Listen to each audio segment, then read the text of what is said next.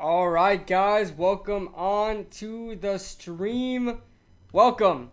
I hope everything's working right, guys. I hope everything's working right. You guys may have seen me and Hub just sitting there in silence for a second. But let's hope that we're okay now. I think my stream is. I hope we're actually doing pretty good. No drop frames yet. What's going on, Hub? What's going on, everybody else in the stream? Listen, we're doing some random talk. It doesn't even need to be Giants related. It could be anything. We're basically more or less gonna talk about Giants. But what's going on, Hub? How you feeling, bro? I'm good, man. How you doing? What's up to everybody in the chat? I see we got some mainstays of the channel. We got Mike Nixon. Hope you're doing well, man. Diehard Giants fan. By the way, Diehard Giants fan is a new member. Right. Yes. Diehard Giants fan. Thank you so much, man, for joining the 27 squad. Greatly appreciate. You're also gonna be shouted out in my next video that I make. So thank you so much, diehard Giants fan. I believe I met him at the Giants Jets game. I believe he's the one that gave Chris a jersey. So he's a huge supporter of all of our channels, man. I appreciate it. Thank you so much, diehard Giants fan. To everybody else as well, what's going on? Levi, Lestat, Walton, who made my thumbnail that everybody loves. Lestat is responsible for that one.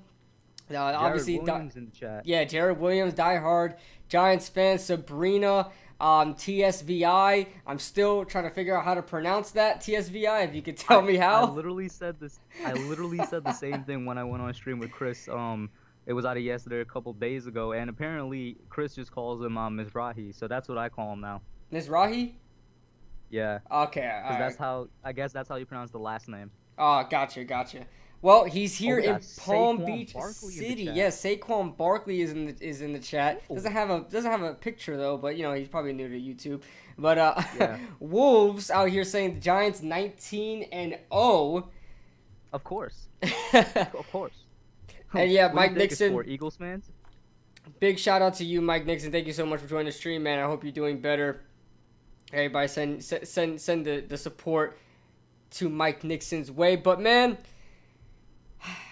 I guess we don't have any set topics to talk about. We'll just go on what the You know what we could start with? Yeah. Let's start with if they have any ideas for the name of this new series. Cause a couple of names, I feel like it needs a name. We can't just be like, yo, we're out here talking about the Giants episode 4 or something like that. I think that name's already taken by several people. Now I proposed one. I proposed one on Twitter and to KB, the cold take. And obviously, I do know what a cold take is. It's meant to be, a bad, it has bad context to it. Mm-hmm. But it was supposed to be kind of a joke name. If anybody in the chat has any ideas for names, I'm game. You know what I mean? Yeah, for sure, guys. You can throw out names for this duo we have here. Obviously, the undrafted analyst is coming soon. That's gonna be like more of a pre-recorded podcast. I definitely want to have Hub on the regular, but this is our kind of our live thing. Something we need to call our live thing. But yeah, man. If you guys for now, we agreed on every Tuesday, right? Just so the chat knows. Oh yeah, perfect. Every Tuesday we will be going live for you guys. We wanted to kind of make it as early as possible, being that when the NFL season starts, we'll be able to cover everything Giants and all NFL right after the week and right after Monday Night Football. So everything will be still fresh in our minds. We can cover everything that we need to. And yeah, hopefully you guys are there with us for the ride. We have to be careful asking them to come up with takes, to come up with titles, because we have I believe either Ligma's in here, somebody's in here that I instantly saw. I can't wait to see what Ligma suggests. Yeah, somebody's in here. Oh, Dylan Renner. Yeah, Dylan Renner's in here. Not Ligma yet, but Dylan Renner. He's a cool troll. He's a cool troll. Oh, I see a nice one there by Raphael. The Young Guns. The Young Guns. I like that. The Mario Bros. Mario Bros. Why, we both have the stashes? Is that what it is? Maybe it's the stashes. Who knows? Maybe it's. And the then stashes. we got a freezing take by Wolves. Wolves, I don't know, man. Freezing take. It doesn't roll off the tongue like the Young Guns does. Yeah, the Young Guns. I like the Young Guns, man. Raphael, you're definitely in the running right there, Raphael. Definitely in the running there. We'll probably put up a poll or something. Who knows? Yeah, man. Yeah, that's definitely a good idea. We should definitely try doing that. I'll put that on mine. You should put that on yours. We should kind of delegate. Paola, JB, what's going on, Paola? Listen, Kid Blue is good with the technical side of everything now, all right? Don't be fooled by what happened today. That was Don't be software. That fooled wasn't with hardware. don't be fooled with every time I stream. Don't be fooled with every time I stream. I'm pretty good with We, tech. we got the technical stuff down, guys. Don't Yeah, worry yeah, about yeah. it. And actually, I should say this before somebody says it when we do it next week. For now, on my channel, it's gonna be the audio only podcast. I mean, you guys don't seem to mind it that much. It went pretty good last time Hmm. until I could figure out a way. Kid Blue was telling me before the stream that I could actually use my phone camera and connect it to my PC. Hmm. Until I actually figure out how to do that, it's just gonna be like a audio podcast, which is most of my channel. So it's not like you guys are not used to that. Yeah, it's nothing that they haven't seen before. You know what I'm saying? So I Exactly. think it works well for you, and if and when you decide to get that going with your phone or however you decide doing that, I mean, it'll be cool either way. Facts. And by the way, guys, me and Kid Blue, we're just putting up a facade right now. We're only pretending to be nice to each other because there's a little bit of bad blood between us when it comes to this Madden thing, man. Oh yeah. All right, so as you guys know, last stream went off the rails, man, and we started talking about Madden, and things got heated. Things definitely got heated. We're gonna be doing a Madden stream together at some point. I don't know when that's gonna. It's gonna On be the a lookout for some spectacle. promos. Yeah, it's gonna be a spectacle. Be on the lookout for some promos, right? Listen, it's gonna be better than the NBA Finals was supposed to be this year, guys. Trust me. Oh yeah, oh yeah. The commercials are gonna be better. All that is gonna be better, man. We're gonna have It's all that type of stuff.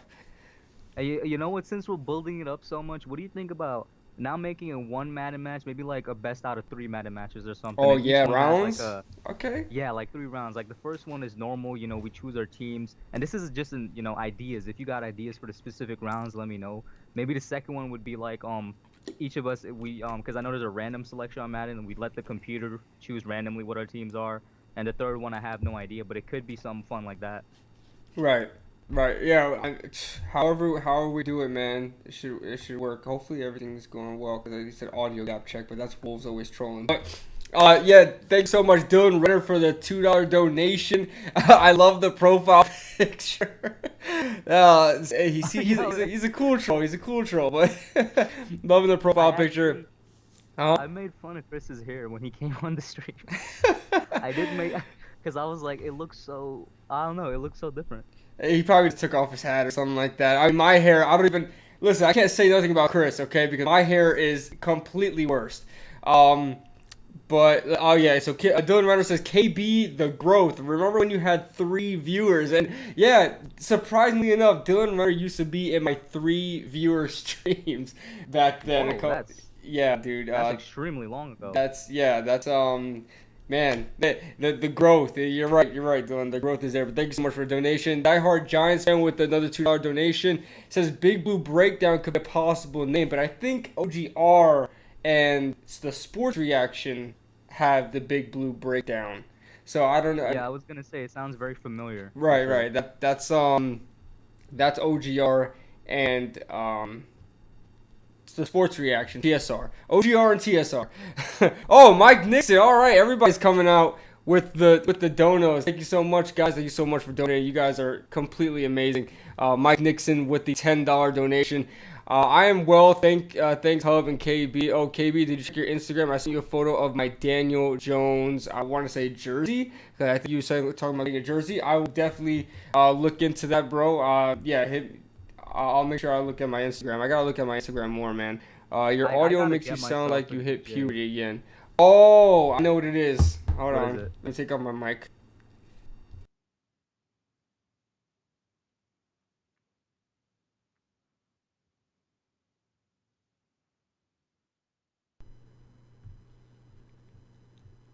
You hear me, Hub? I hear you. You sound the same to me. Maybe it sounds different to It them. sounds different to them probably. Sometimes my microphone has like a thing on it where it makes my voice a lot deeper. I don't know what it is. It just it like it goes whoa whoa whoa whoa whoa. Is it still like that, guys? Yo, the demon took over, bro. I don't know. Yeah, it's like my Whoa, microphone's whoa. possessed, dude. I hopefully it's okay. See, this is not my Oh, fault this time, guys. It's it's not not. my Yo, fault. trust me. Trust me. Man's computer is extremely powerful. It's definitely not gonna be on his end. Oh no, this isn't my new computer yet. This is my old computer right now. Hey, they weren't supposed to know that, Oh bro. yeah. Oh wait, yeah. Oh, Come on, man. can we rewind Come that on, for a man. second? Can we rewind that? Oh yeah. We can edit that out, bro. We can edit that out. Wait, we have static. What's going on? All right, I gotta listen to the Is stream. it Dylan? Okay, Dylan Renner is also saying it. Is Dylan Renner a known troll? I don't know him well enough yet. We got Sounds Levi fine. saying no. I'm guessing no towards the problems. Maybe we are getting trolled a little bit. I'm not sure. Possibly. Wolf says, KB, you're still trash at Madden. Lestat says, get KB merch. I appreciate that, Lestat. Oh, you have merch? Yeah, I have merch. Definitely get his merch, guys. Yeah, it's for now. It's just the logo, guys. It's just the logo.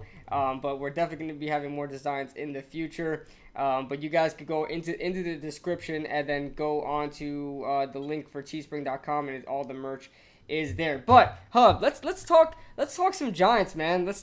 Oh, Let's talk our real favorite quick team, before we baby. get in there, because I know you want to get to it. I actually Right. saw a pretty good name suggestion from. Let me just scroll up real quick. John Larson, the Crunch Bunch. I might be wrong, but I think the Crunch Bunch was the nickname of the Giants' linebacking core back when they had LT and Yeah. Henry Carson and all Yeah. those So I guys on think there. so. I think So so. that's a pretty good one too. That's a nice one too, man. If people say no static, all right, cool. We don't see no here, no static. All right, good. So yeah, man, you were saying Giants. My bad for interrupting you. But yeah, let's talk some Giants football. It's pretty much let's give the people what they want, man. Um, Now I don't have any set topics to talk about, but we can definitely just step right into something. Oh, we could talk about Nate Burleson's comments that happened a Oh yeah. couple of days ago. I made a video on that yesterday. Nate Burleson can, and I think I swear I think he's like putting some bad voodoo on the Giants, man, because I could have sworn he's done something like this last year. Correct me if I'm wrong. Anybody that remembers. And thank you, Daniel and James, for joining in the stream. I see you guys there. King Andy, I see you too. But Nate, Muzz is in the stream. What's up, yeah, Muzz? Muzz, And my boy football talk. Muzz is in the stream as well.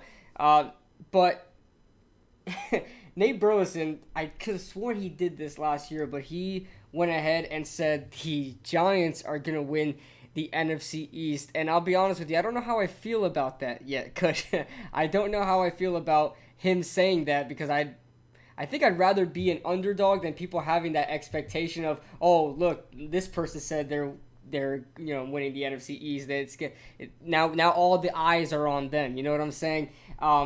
As far as the possibility of the Giants winning the NFC East, and I know it's far fetched, but what are your thoughts? But as soon as you hold on quickly, let's get onto the super chat.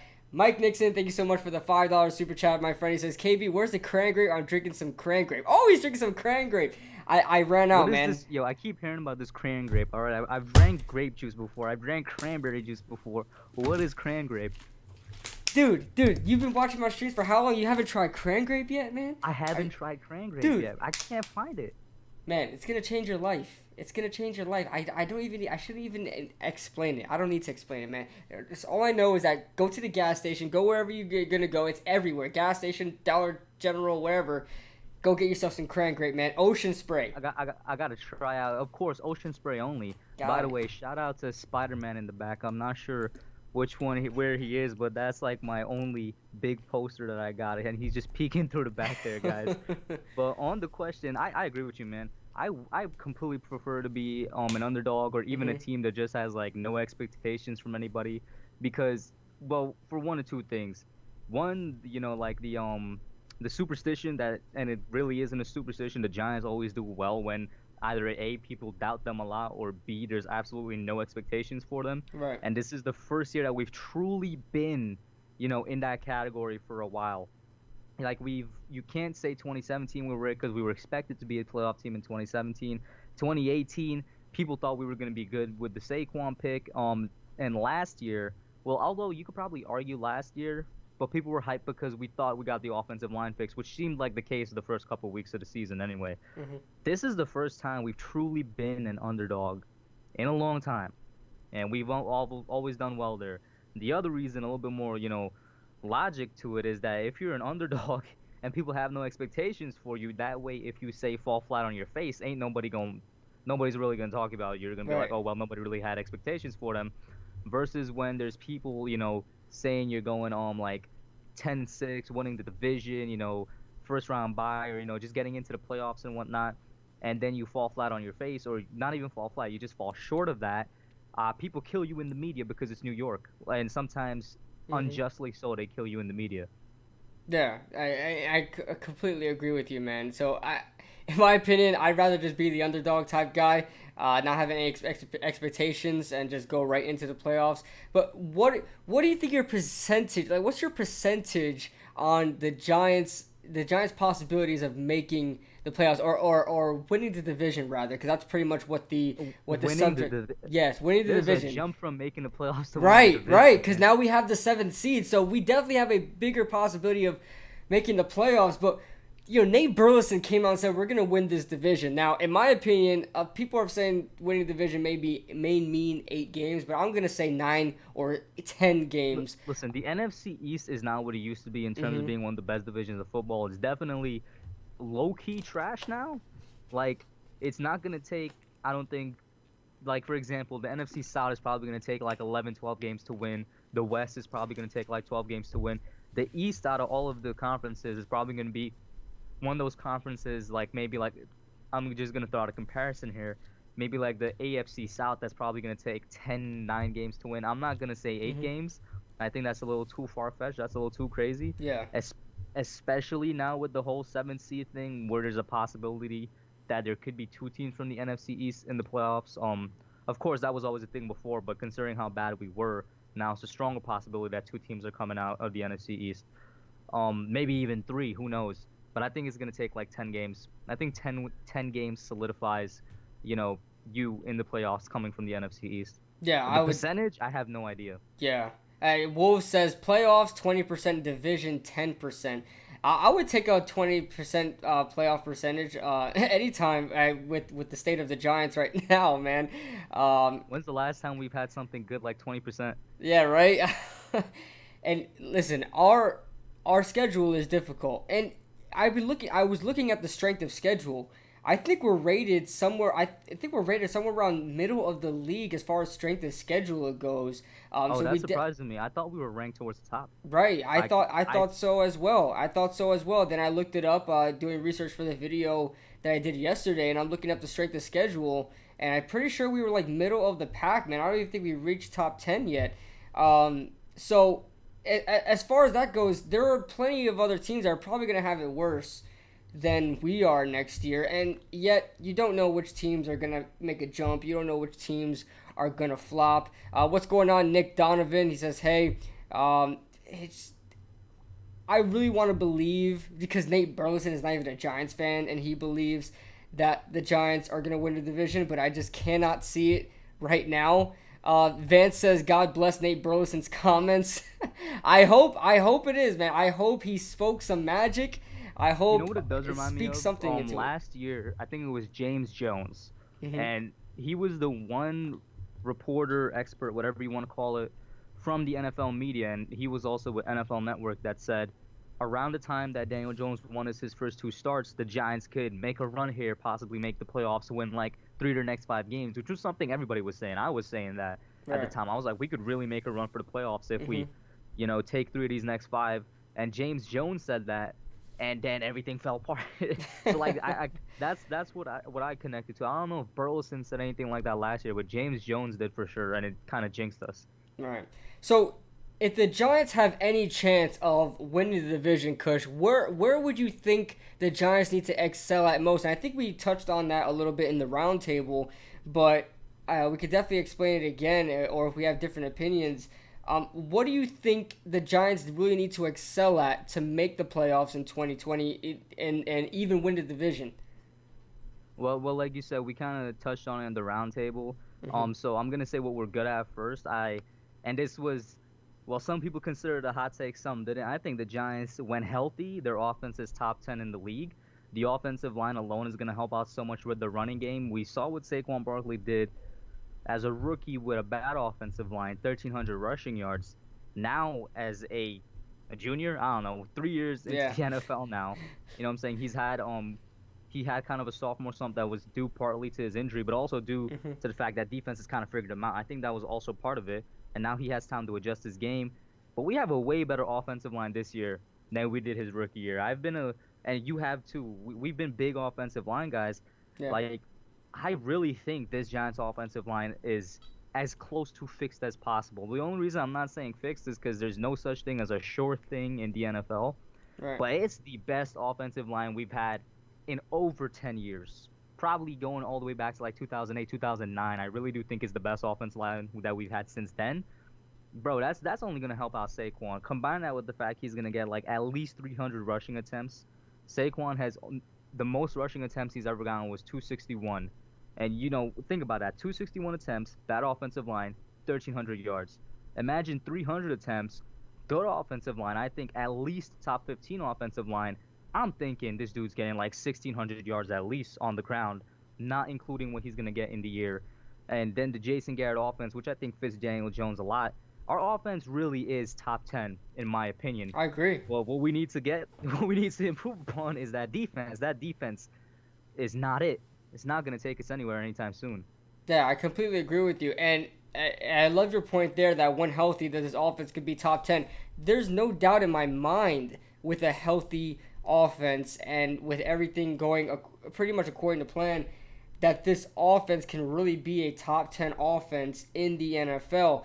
My thing is, can the offense kind of balance out all the negatives that the defense is going to get, because the defense really needs a lot of work, man. And we especially with Patrick Graham there, I'm not sold on him yet. I want to be optimistic about him, but I'm not sold on Patrick Graham yet.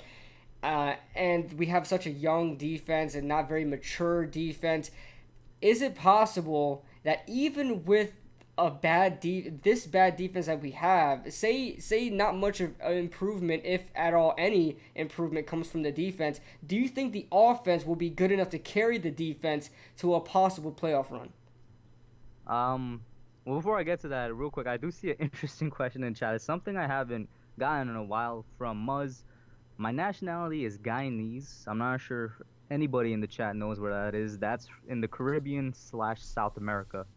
So that's where I'm from. And to your question, I don't think so, right? Like, no matter how good an offense is, you still need, at the very least, an average defense to go anywhere in the NFL. You could pull up any stats or, any type of facts from previous years, but I think it's just kind of common sense when you think about it. It's like, if your offense is putting up like 30, 40 points a game, and your defense is letting up like 30, 40 points a game also, you're probably not going to win anything much. And the closest thing I could point to that is 2015, the 2015 Giants team. Yes. I don't know if we were top 10 in offense, but we We were pretty damn good on offense. I think we were.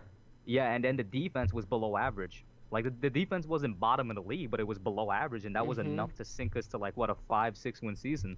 Right, and that's exactly the season I was going to bring up. That 2015 season, we saw a lot of high-scoring games, including one that's an instant classic, the Giants versus Saints game, where the Giants still lost, putting up 49 points. And they lost due to a special teams failure by Brad Wing, which probably got him fired. It probably got him cut right there. But yo, that Giants-Saints game is single-handedly one of my favorite and one of my least favorite games ever. Yes, I love watching the game until the end. Until the end. Oh my gosh. So entertaining. It's like one of Eli's hands down best games. One of Odell's it is Odell's hands down best game. Yeah, hat trick on that one. Exactly. The Giants offense was just clicking. We looked unstoppable with that defense. Jesus Christ. And I know ultimately it came down to a special teams play, but that defense really did kill it for us. And those games in 2015, especially that Saints-Giants game, really tells of the fact that the Giants fans need to wake up, and it's time to play defense. It's time to focus on defense a lot more. You look at Eli Manning, sure, he wasn't the quarterback he used to be, but he definitely had some left in the tank. That 2015 game against the Saints was one of those games where you're just like, wow, Eli can still play. He had that fourth down and just threw it up so perfectly for Dwayne Harris. Dwayne Harris, for crying out loud. I mean, people Dwayne Harris Eli that made year that guy makes you look like a really wide realize. receiver.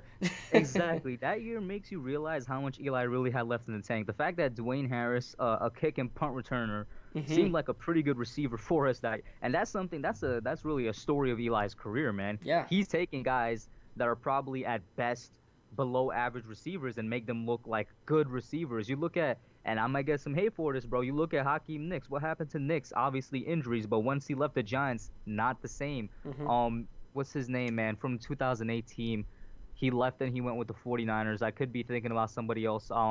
But there's a lot of receivers throughout Eli's career that he made look better than they actually are, and that was the last year he was able to do that because that was truly the last year I think he had, what was left to make it a run or something. Right, and you look in 2015, he had nobody at receiver. I mean, Victor Cruz was trying to get on the field. He couldn't. This is before Sterling Shepard days. You had Dwayne Haskins out there. You had Preston Parker. You remember Ruben Preston Randall was still Parker? on the team, right? Ruben Randall was still on the team. Do you remember Preston Parker? You remember him? No, no. Preston That Parker. that just proves your point. Yes, he was our number 3 or number 4 wide receiver. This guy was probably the worst wide receiver I've ever seen in my life. He lost us that game against Atlanta in 2015. Yeah, it was Atlanta in 2015. Guys like that, Eli has been known to take these guys and succeed with them, man. I mean, you look at the offensive line he's had for years. He was still putting up 4,000 yards a season. Yes, he had Odell there, but he had no running game. And I know we kind of shifted to the Eli Manning, or it's talking about Eli Manning, but man, Eli should, just thinking about it now, and I think about it all the time. Eli Manning should definitely have more respect in the NFL, man. For sure. And real quick, I think Muzz is peacing out. See you, man. Thank you for tuning in if you are. He says, I'll see you later, man. Bye. All Thank right, you for tuning in, Muzz. Muzz. We'll see you. We got some angry emojis in the chat. Wolves, you're angry that we're reading your mind, bro. It's okay. It's all right. That happens. But I agree with you because the same argument, or not even argument, the same facts that we just brought up is something that people bring up for Brady all the time, right? Oh, Brady makes receivers look better than they are. And that's what good quarterbacks do. And Eli, that never gets brought up with him. Admittedly, there's a recency bias, honestly. 2016 onwards, we've had a bad offensive line since 2011, but Eli was good up until 2015. Right. 2016 onwards, that was really, the tail end of his career, and the offensive line really affected him. Like, single-handedly, Eric Flowers took, like, 6 years off of this man's career.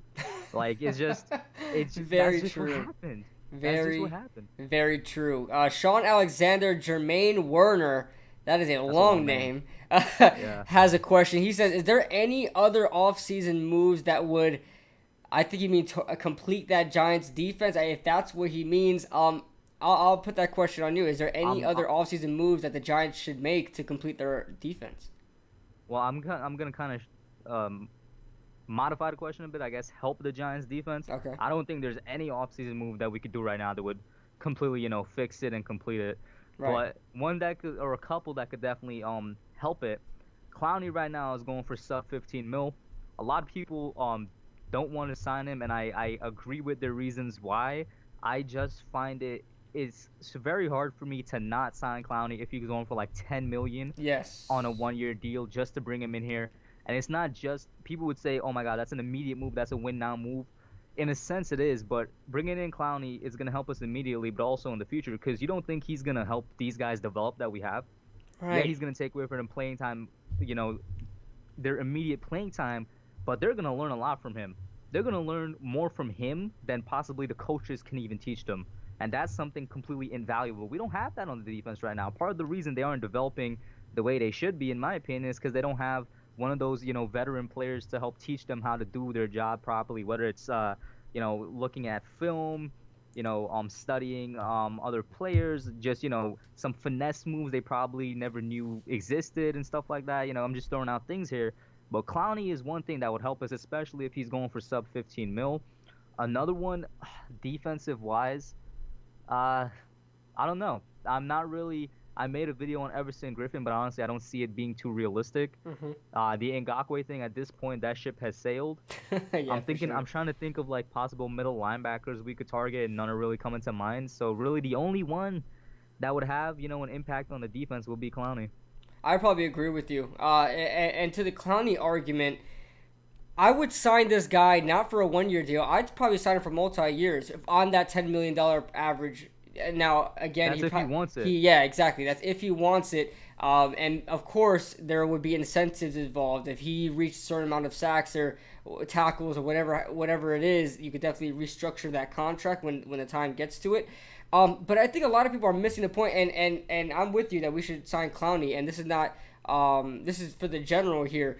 People think that we shouldn't sign these veterans because we're rebuilding, and that we should save our money for other players and things like that. You have to have veterans in the room or on the side of the ball that you have a lot of young players. And look at this young defense. The reason why this defense was garbage last year is because we didn't have very much experienced veterans on there. And we're talking about Antoine Bethea. What the hell was he teaching Jabril Peppers? Antoine Bethea was like the worst veteran we could have exactly. gotten. Like, and these are the veterans that we had on the team. No wonder why this defense was so bad. You have to surround them with veterans. You can't have babies just walking around everywhere. I mean, that's what it is with our Giants defense right now. You just basically have babies walking around everywhere.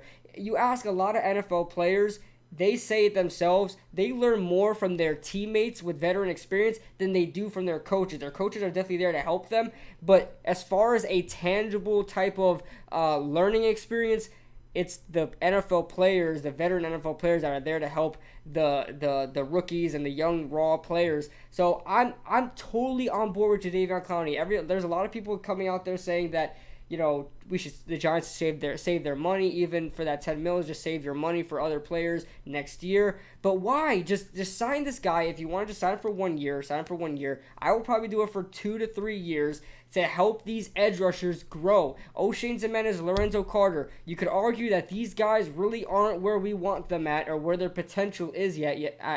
Lorenzo Carter has no one to look up to right now. He's basically the number one guy coming into this, unless you want to consider Kyler Fackrell the number one guy, and that's another thing, O'Shane. right? That's a really good point. At this point, the guys that our linebacking or pass rushing group is looking up to right now would be Kyler Fackrell.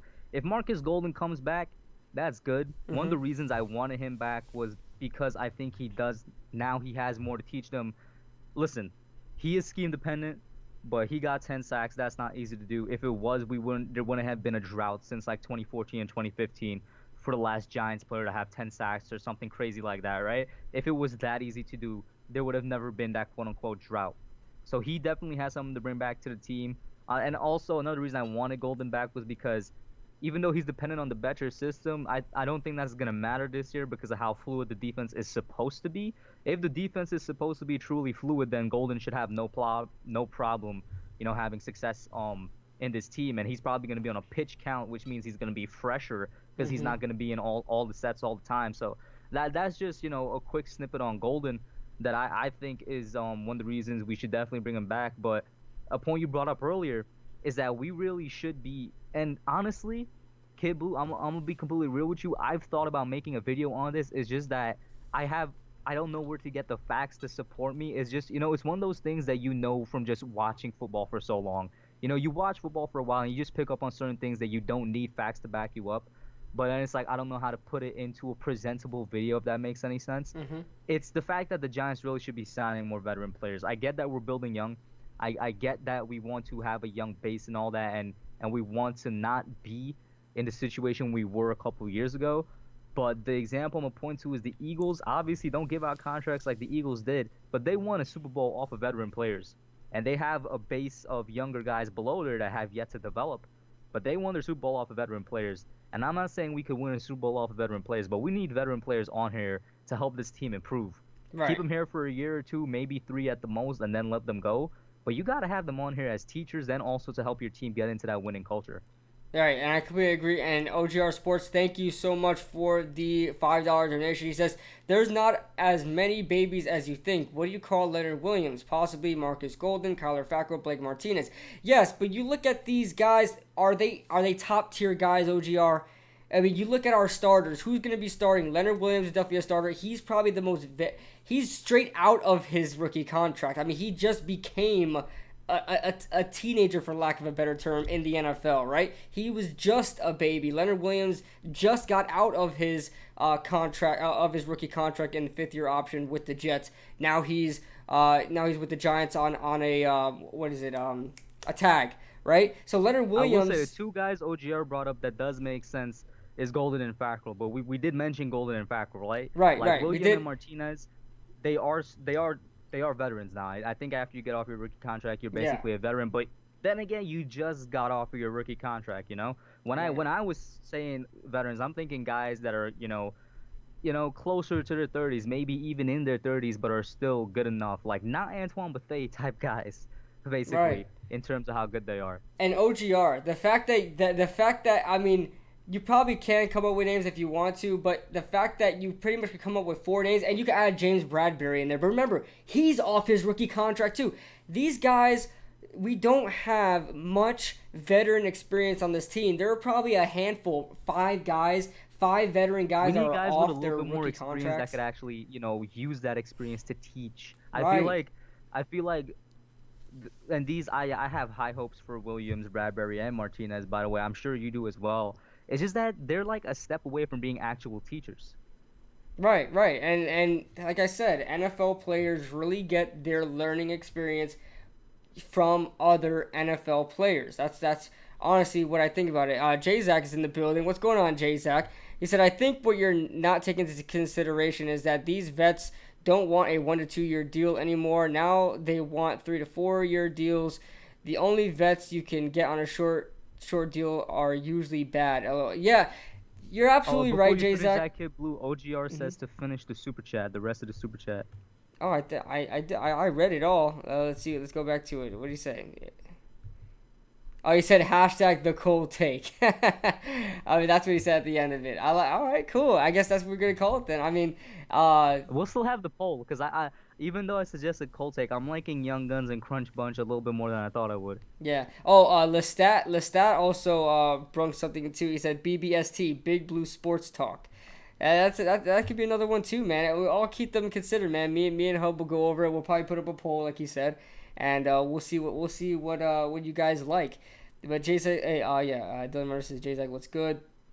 But yeah, I think Jay has a point there.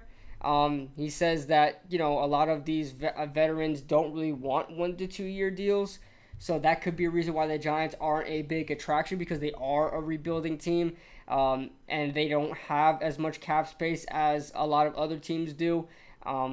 So especially now, I don't know how much we are right now, probably 20 mil, somewhere around there. And we did bring in some veteran guys like Blake Martinez and James Bradbury. But I don't know. I just feel like we're still missing something. I don't know what it is, Kush. I can't put my finger on it. I still feel like we're missing somebody on that defense.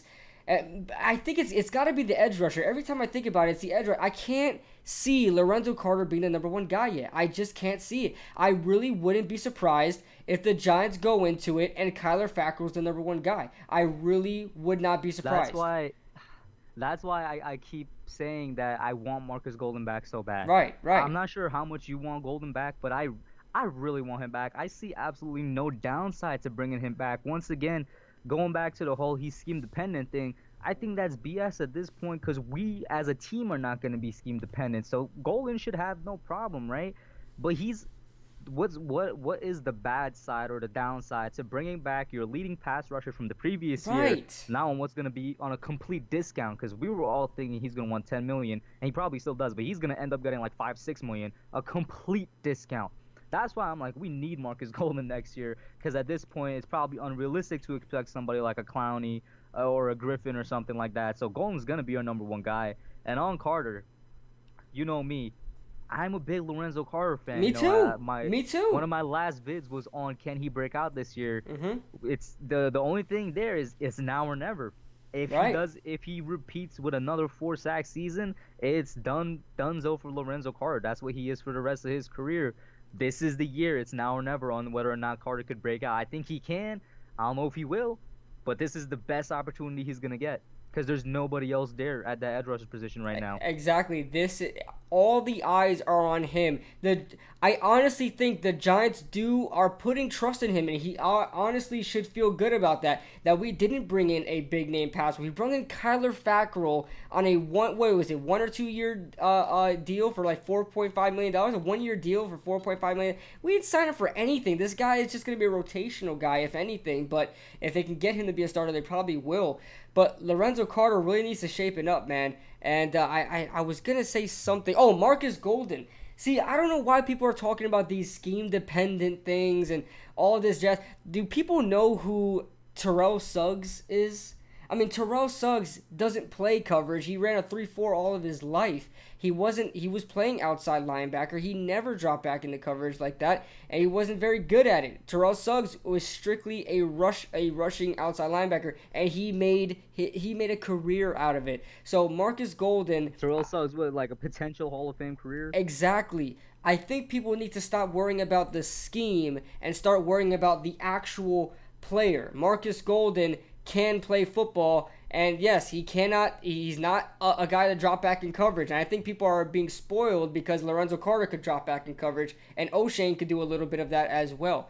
But Marcus Speaking of Golden, that drop back in coverage, right? That's another reason I think Carter can break out. If he doesn't break out as a pass rusher, he's gonna break out as a weapon on the defense that's gonna be able to drop back in coverage. And he's really good at run defense. In fact, the Giants actually lined up Carter at defensive tackle a couple times last year because of how good he was at run defense. So no matter what, there's no excuses for Carter. You're either going to show up as a pass rusher or you're going to show up as one of the cornerstones of the defense this year. Maybe it's going to be an overlap of both. He better do one of them. right? And Simon, thank you so much for the $2 donation, my friend. Appreciate that, bro. He says, "Sup, guys? Fackrell are our Marcus Golden, same situation." Oh, wait, Fackrell is our Marcus Golden. Yeah. Okay, he's basically. I think what he's trying to say there is that we signed Marcus Golden for cheap, and he wound up doing well for us. Fackrell, we signed him for cheap, probably going to wind up doing well. I hope so. How many sacks? What did he reach at his highest amount of sacks? Was it 10 and a half? Had a 10-sack season. Yeah, it's like 10 and a half. Here's the thing, though, right? Mm-hmm. Do you really expect to strike gold twice on the same mine? Let's Right. be realistic. Right. And I would hope that we do. I'm a Giants fan. Of course I would hope that we do. Even in that situation, I think Golden is a better pass rusher than Fackrell. You said Marcus Golden is better than Yeah. Fackrell? Yeah, I would think he's so a better too. pass rusher than Fackrell. I would take Golden over. They could both have 10-sack seasons, and that would be amazing. We'll be set. But I Right. still think Golden is a better pass rusher than Fackrell.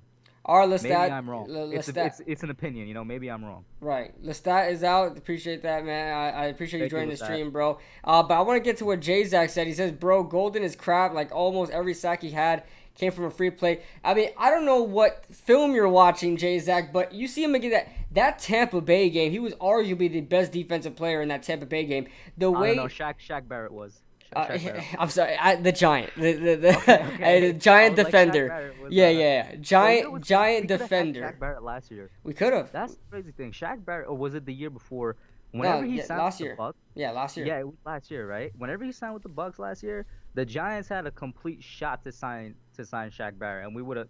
That's crazy to me because he was on the market for a while before the Bucks picked him up.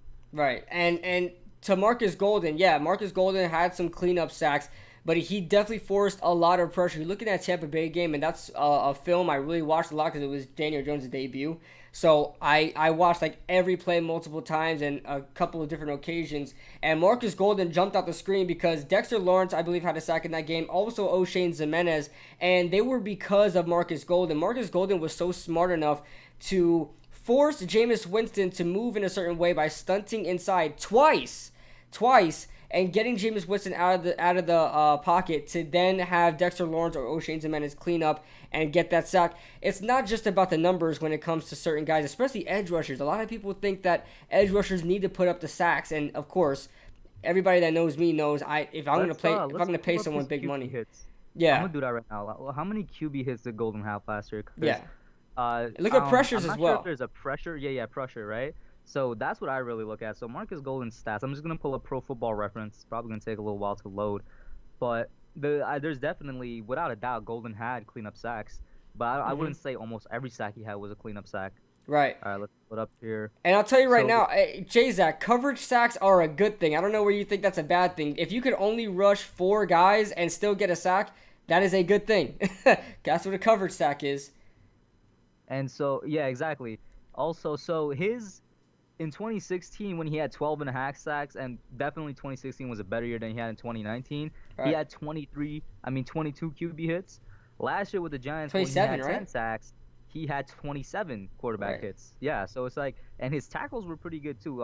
Tackles 37 solo, 72 total, also better than his 2016 year. So 72 total tackles, 37 solo, 35 assisted, and 13 tackles for loss. I'm not seeing a pressure thing here. I don't know how I think Pro Football PFF. Reference, I think PFF has that. but those are good numbers, man. Yeah, right. And I think the tackles for loss rank high as far as in the NFL. The 27 I know 27 quarterback hits. I And the one believe. thing I will say, people bring up also he was a average good player on a bad defense. I also agree with that.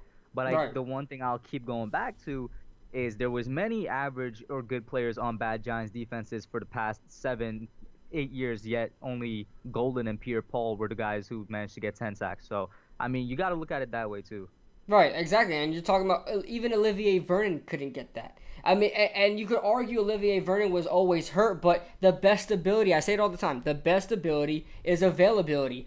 I I don't mean, care how Golden is a good guy you that are. that overcame his injury last year. So Right, exactly. I don't care how good you are. You got to be on the field. Olivier Vernon's maybe 8 sacks, something like that. I think he topped with the Giants. Eight yeah, it sacks. was like 7 or 8, something like Yeah, that. and like 8 sacks, like every single year for 3 years.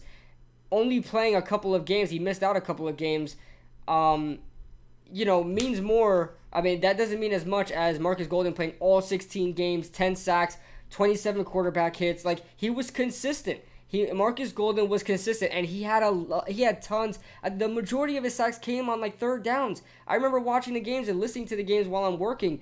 I mean, it was like all the third downs that were crucial. Marcus Golden's name was involved when we had a third down stop. And So Golden is like he's sneaky strong, right? You look at him, I don't know why, but in his uniform, like his arms and like his chest area looks smaller compared to other outside linebackers. It's yeah, like he doesn't look as hmm well built, but yeah. that's completely not the case. He's a speed rusher like Carter is, but he's like way stronger than Lorenzo Carter is in my opinion. He knows how to use his strength.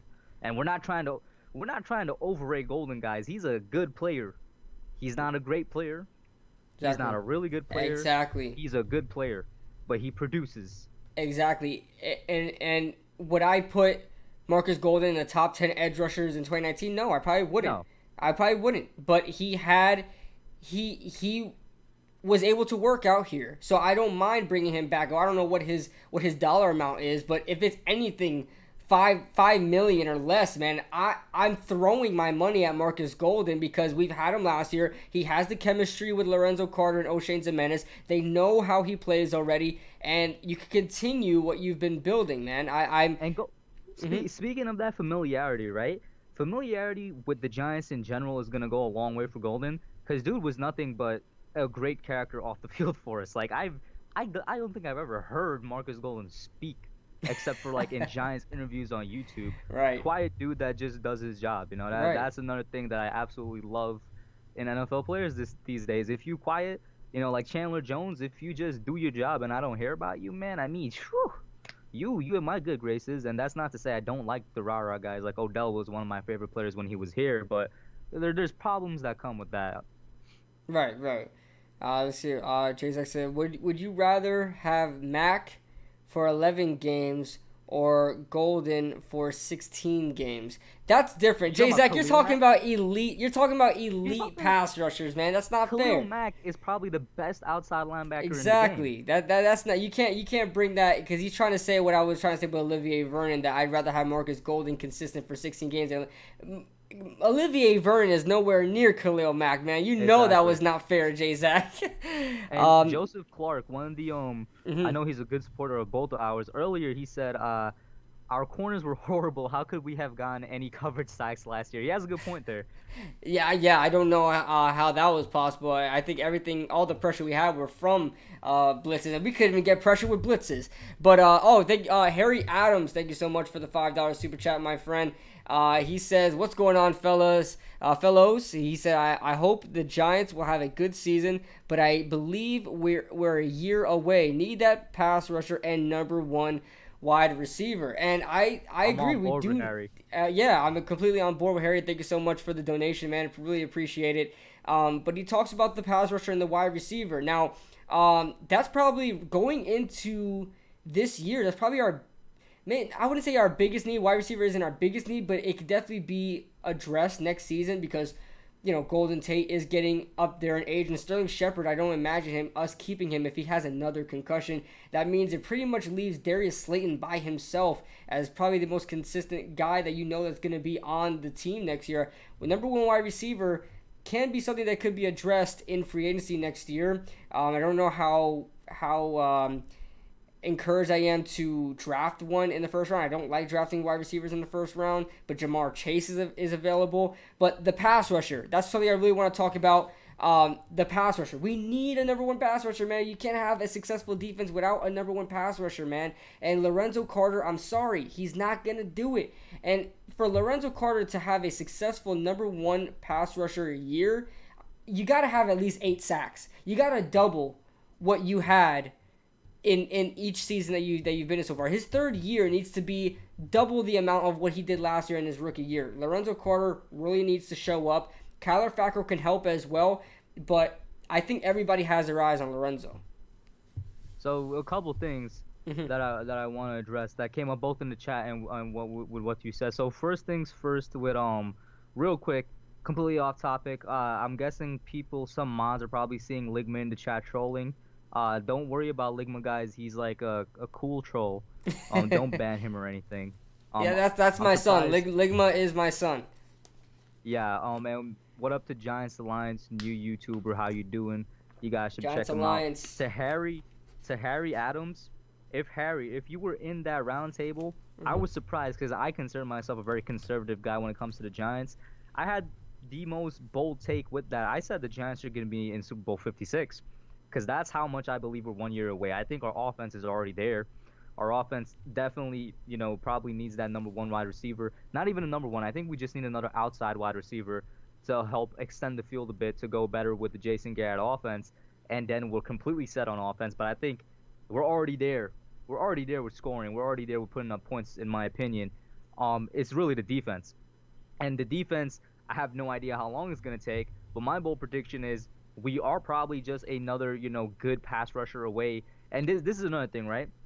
We're just like how on the offensive side of the ball, I believe we don't necessarily need a number one. We just need another serviceable outside. Yeah, On the defense, we just need another good consistent pass rusher. I don't necessarily think we need a number one pass rusher in the sense that somebody's gonna get us like 10 sacks a season. I think we need somebody that's gonna get us 8 sacks. Like 8 is the magic number for me. At least 8 sacks a season. Because what it reminds me of is Jamie Collins on the Patriots. Right now, what the Giants are trying to do, whether it works out or not, I don't know. But what they're trying to do is the sack by committee and sack by the secondary. Using guys in the secondary a lot. So I think we need a good, consistent pass rusher, somebody that's like actually a threat, not necessarily a number one. So I kind of feel like that on the both sides of the ball. Right, I completely agree. And I can see where people would be like, no, we definitely need that number one. And I would agree with whoever says that as well. I'm just looking at the way that they're trying to build a team. I don't know if it's gonna work because it hasn't worked for anybody but the Patriots. Teams have tried to replicate it. It hasn't worked out. Yeah, I completely agree with you there, man. I completely agree. Let's see what the chat is saying. I get being optimistic, but I think so many fans are being way too optimistic when it comes to this team and how far away we are from being good. I'll tell you what, J-Zach. On the far away part, I'll agree with you. Maybe I'm being way too optimistic, but for the immediate future, as in this year, I don't think a 6-7 win season is that optimistic. I think that's pretty realistic. Right, and I honestly think, and this is people from the outside call us crazy because we actually believe this team is got upgrades with the coaching staff, even though they're unproven, right? Joe Judge, who the hell is Joe Judge, right? But he adds, if anybody is not a Giants fan, they're not going to understand, but he adds such a breath of fresh air from what we've seen in the past couple of years. Ever since pretty much Tom Coughlin, right? Tom Coughlin was the hard, disciplined head coach that is no nonsense, but Ben McAdoo was completely immature, and Pat Shurmur the same.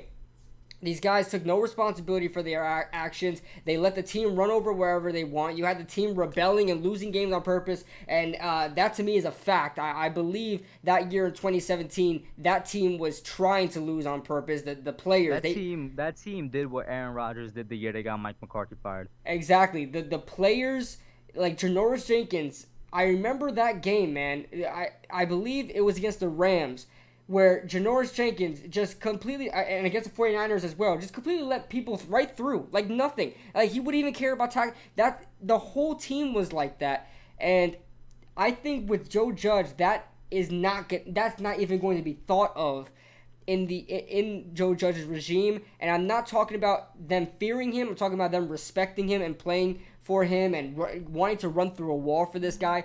I'm telling you right now, the fans aren't the only ones that think that love Joe Judge's energy. You have to imagine that the players love his energy in the press conferences as well. Real quick, KB, I gotta address Jay-Zach, and I know Jay-Zach, he's a great supporter of the Giants community, man. I'm not sure if he's back to making videos yet, but for those of you that don't know, Jay-Zach was the dude running on Drafted Analyst with Kid Blue back in the day. But Jay-Zach, we're not a shit team.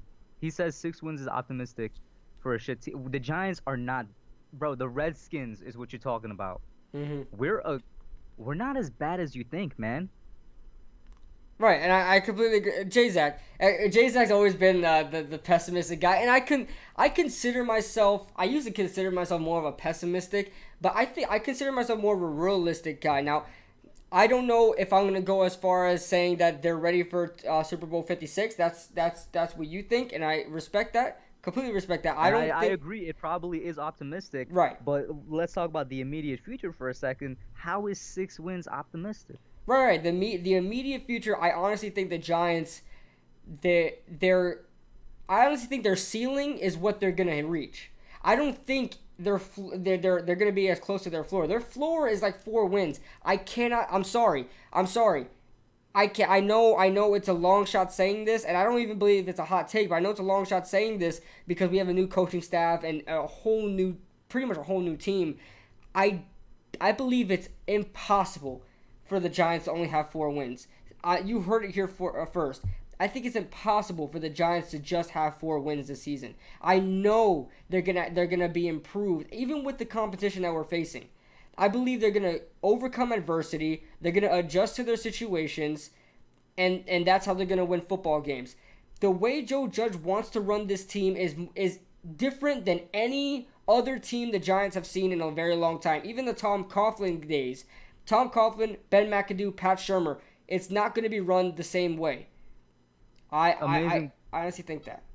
I completely agree with you on basically everything that you said. Mm-hmm. And I mean, listen, Joe Judge might be improving, and Patrick Graham to an extent might be improving. Right. He's still on the fence for me. I'm a little worried about him, but literally every other coach on this team is proven. Jason Garrett is one of the most proven offensive coordinators in the league.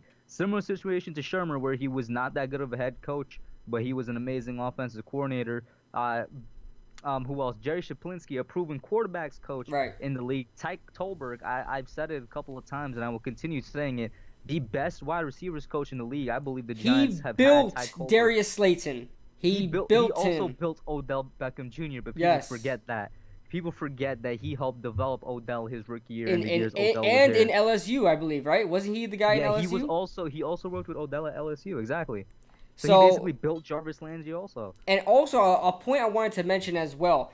How many years do we go, ever since 2016 or something like that, how many years do we say, man, the Giants actually have a pretty good roster on paper? How many years do we say that? And the Giants never do anything. Why? It's because of the coaching. It's because of the personnel that is working with the players.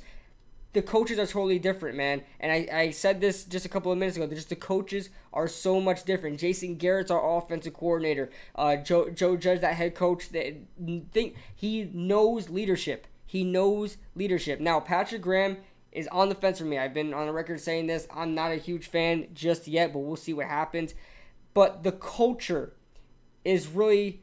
You look at 2016, 2017, and 2018. What were the biggest problems the Giants had that everybody was complaining about? Is the culture. The losing culture that the Giants pretty much set forth, and that's because of the coaching staff. Ben McAdoo had probably the worst leader in all of NFL history. I mean, just would throw a two-time Super Bowl winning quarterback just under the bus like it was nobody's business, right? Pat Shurmur couldn't get his head out of his butt and put his pride aside. I should have believed that Shurmur just did not make game plans after a couple of weeks. Yeah, he just went into it this is what I say, and what I say works because he's trying to pass the ball more, but it didn't work, right? And he didn't even pass the ball in the right way. He should have been doing more rollouts, more out of the pocket situations. That didn't work out very well. He never ran the ball. He was very prideful, and you look at the past head coaches, that's been the problem with the team, are the head coaches' culture that they set forth. Now, I believe Joe Judge is going to put a different culture. Now, he's unproven. I'm not going to sit here and say that Joe Judge is going to be the best coach that the Giants have seen since Parcells, right? But I believe, from what I see right now, if he sticks to his guns and he walks the walk as well as talks the talk, this Giants team's culture is going to be completely different. And I think that's going to give them a boost every year that they play and give them a chance to win every single football game that they play. And you know what? We could break down from both of our point of views this schedule right now if you want to, because people are in chat are saying that on paper we're only better than two teams that we play this year. Now, we both know no matter what, the Giants are guaranteed 2 wins against the Redskins. It's just a fact. It's not a prediction. Yeah. It's a fact, man. That's written in the history books. It's the 11th commandment. The Giants always have 2 wins against the Redskins, right? I think we're better than the Bengals. So that's 3 wins right there. Going over who we faced, I think the Cardinals game is going to be an interesting one for sure. Yeah. I'm excited about that one. I'm excited about that one. I am. Both the Giants and the Cardinals improved in the offseason, but they're very similar teams, man. They're very similar teams.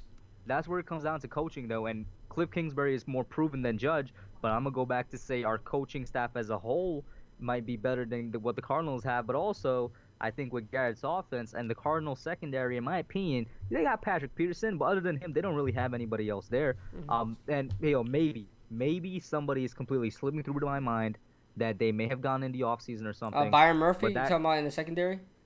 In the secondary, is he there now? Yeah, Byron Murphy. They dropped in a couple. I don't know if that's who you talking about secondary players. I think that's who I was talking about. Yeah, but the Cardinals game would honestly be a toss-up. I wouldn't be surprised if they win there. So we could go, and this is me being optimistic. Let's go 4 there, right? Browns game, I think we got in the bag simply because the fact Uncle Mo, my friend Uncle Mo, also known as Momentum, is completely on the Giants side going into that Browns game. Browns were the one that started this quote-unquote rivalry, and Baker Mayfield was the one doing all the talking. I think the Giants are going to go in supercharged for that game, and that's 5 right there, right? Mm-hmm. So that's 5 right there. That's you said at least 4. I just gave you 5, and I could go through it some more, and I could probably pick out a couple other ones. I think for once we're actually going to beat the Eagles, whether it's at home or away, and people are going to say that is a crazy take. But we basically beat the Eagles the past 2 years with Saquon running them into the ground, but Pat Shurmur being an imbecile and taking him out the game in the second half. I don't think Joe Judge is going to do that. He fully said if we got to run Saquon into the ground 40 times a game to win, he's going to do it. We run Saquon into the ground 40 times against the Eagles, we're going to win against them, plain and simple. So I think we got 1 game against the Eagles. But, I mean, what do you think, man? What are games that you're looking at that you say, yeah, this is how we're going to get these amount of wins? I did my prediction video, and there were a couple of games that I really thought we were going to win. One that I'm really hopeful to win is at least we beat one of the Cowboys games, that we win one of the Cowboys games. I really want to win at least at home, just because of the advantage with Jason Garrett and Mark Colombo there, man. We have guys that have been there. They know their own team inside and out. Crying out loud, Jason Garrett was the head coach for a number of years. And we're really gonna the key to beating a Dallas offense by running the ball and chewing the clock is beating them at their own game, running the ball and chewing the clock. So I believe we can honestly get one of those games and beat the Cowboys. Like the Washington Redskins, I don't even care who they have. Chase Young, Dwayne Haskins, I don't care who they have.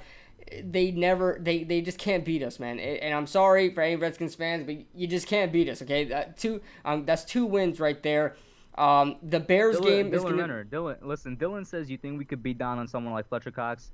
Once again, bro, just go back to the games where Saquon ran him into the ground in the first half. The only reason we lost is because he was taken out of those games, fully just taken out. So he did kind of beat down on Fletcher Cox. Right. Ask any Eagles fan. They're terrified of Saquon Barkley. He kills them every time we play them. They're terrified of Saquon Barkley, and the offensive line plays well against the Eagles' defensive line for whatever reason, running the ball. So to keep that in mind as well. There was a comment I wanted to talk about. Where is it at? Okay, Simon Z said, our secondary, offensive line, running back, and quarterback are all really good. We need a number 1 wide receiver and pass rushers, and we are competitors. Let's be real. Well, I'll agree with everything except the secondary. I think our secondary is absolute trash. Our secondary is still unproven. Exactly, but our secondary is something. It's probably one of the biggest X factors we have on the team, because that's so hit or miss. They can either be terrible or really good, right? DeAndre Baker, we'll see what happens with him. James Bradbury, watching him on film, man, he's becoming one of my favorite cornerbacks to watch on film, just because of he's under the radar. He's always under the radar. He plays such great coverage that teams don't really target him. You look at that game against DeAndre Hopkins. I loved what he did against DeAndre Hopkins in there. Held him to like 14 yards, no joke. But the thing about Bradbury, right, is that if Bradbury would have more recognition if he actually put his hands up when the ball's coming to him. What I've noticed when looking at him on tape is that he could have a lot more interceptions if he just turns his head a little and put his hands up. He's kind of the corner that likes to bat away balls rather than take interceptions. Like all of these great defensive plays he makes, he bats away the ball. If he just takes an int, I think a lot of people will know a lot more about him. Right. And J-Zack says, Bradbury was good in mainly zone coverage last year. Potential does not equal skill. Also, no one is scared of Baker. Yeah, I know nobody's scared of Baker. He was playing well towards the end of the season. Hopefully he picks up where he left off. But Bradbury, yes, was mainly good in zone. Why is that? Because the Carolina Panthers really run a lot of zone. You look at James Bradbury, he wore 24. Same thing with this guy, Josh Norman, who wore 24 in Carolina. He was known as the best zone coverage there in Carolina. Carolina just runs a lot of zone. But I said the same thing, J-Zack. Bradbury is a better zone cover corner than he is a man cover corner, but he still can play man. He played man the majority of the time versus DeAndre Hopkins and did very, very well. There are some times where he doesn't follow the number 1 wide receiver. I think that's just a scheme thing. But most of the time he does follow the number 1 wide receiver. And I'll tell you what, I hope we get rid of that this year, because last year I think we did misuse Jenkins. When Jenkins even had like a big interview about it when he was like, Jackrabbit doesn't travel anymore. I want our number 1 corner to travel with the number 1 wide receiver this year. Oh, yeah, for sure. And James Bradbury, I think, is going to do that, because I don't think Patrick Graham better be smart enough not to put DeAndre Baker on the number 1 receiver, or like what James Betcher did, and James Betcher putting like Grant Haley on Amari. No, he put Antoine Bethea on Amari Cooper last year in week 1. Wait, remember when he had Carter on a wide receiver or something? No, it was Golden. It was Golden. Golden was out wide. Golden was out wide covering Ezekiel Elliott. There was a lot of stuff wrong with James Betcher's defense, and stuff I don't think the Giants are going to make the same mistake again. I don't think that it's going to happen. J-Zack said, y'all use this guy, put your boy in there. That's going to mess up everything, J-Zack. I definitely want to have J-Zack in for a whole, our own little discussion. That'll be next time, J-Zack. Analyst, bro. Yeah, undrafted analyst. I definitely want to. Yeah, we should think a pre-recorded podcast with all of us, man. That'd be insane. I would love that. J-Zack, if you're up for that, man, I would love to do that with you, man. it's gonna work out a lot better too, especially if there's any technical difficulties. Right. Fix it in post editing. Right. Yeah, exactly. I just And edit. Wolves said Giants were clowns for cutting. What do you think about that? I was kind of on the fence. I could see both sides of it. On the Um. one hand, I feel Mhm. like I don't know how to feel about the world getting increasingly politically correct. With they basically did cut him for saying retard. But on the other hand, I think we all knew Jenkins was gonna get cut anyway, and they were probably looking for an excuse to cut him sooner rather than later. Exactly. That's why I'm not so much on the fence of it as I am pretty much rejoicing because of it. I really hope I really was hoping that they cut him a year ago. That they cut him earlier than that. But I understand why everybody's upset about it with the whole Twitter debacle. I don't think the Giants cared about that whatsoever. I think the Giants used that as an excuse. The mainstream media was going crazy, and they said, "Hey, this is our opportunity. Let's just get rid of Jenkins because the guy never shows up in key moments, and besides 2016, he really hasn't reached that point anymore." What do you say? Well, going I've been back to meaning what to you get said a. with the 2017 Mm-hmm. team. Oh, my bad. I didn't even realize. Because for those of you that think I'm cutting off Kid Blue on purpose, I can't see his face right now. Mm-hmm. What I'm doing is I'm looking at a play of the stream, which is like, for some reason on my computer, couple seconds delayed. So my bad, KB. I was gonna say, well, remember what you said in the 2017 season, how the players gave up. Jenkins was obviously part of that group that gave up. I think he was still in his prime, basically up until 2018. It was really last Mm-hmm. year where his prime ended. Yeah, and in 2017, I think 2017 everybody hated Janoris Jenkins because he was giving up on the team. I don't think that was a skill thing. I think he literally hated the regime there. He hated, I think 2017 was Jerry Reese's last year. So Jerry Reese and Ben McAdoo. I mean, he hated that regime and wanted to get rid of them desperately. So Jay Zach said, I've been meaning to get a hold of you. My schedule has been 100% completely open now due to work stuff, and I've been down. Yeah, for sure, Jay Zach, and that's been one of the reasons why we have to stop the undrafted analysts because that we were all working. But I think with all now we can make a schedule, and man, that would be awesome to have you and the hub in here and doing a pre-recorded live stream of the undrafted analysts. I really want to start that with you guys, man. That's gonna be That's awesome gonna be fun for sure. because I was looking for another host, man.